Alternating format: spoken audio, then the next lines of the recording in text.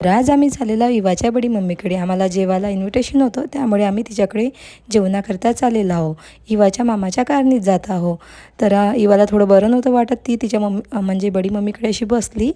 तिला थोडं आज बरं नव्हतं वाटत, त्यामुळे. नंतर थोड्याच वेळात आम्ही तिच्या म्हणजे बडी मम्मीकडे म्हणजे डॉलीताईकडे पोचलो आणि डॉलीताई तिची वाटच बघत होती. तर मग काय घरी वगैरे एंट्री केली आणि मग काय तिची डॉलीताई भेटली तर तिचा काय आनंद असतोच. मस्त तिला आनंद वगैरे झाला आणि तिच्या बडे पप्पाकडे जाऊन बसली आणि मस्त गप्पा करू लागली.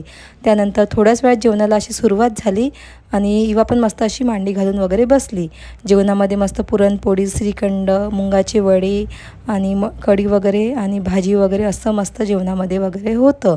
आणि इवाला पण मी भरवलं जेवण वगैरे करून झालं. मग इवा मस्त तिच्या एलिफंटसोबत अशी खेळत बसली.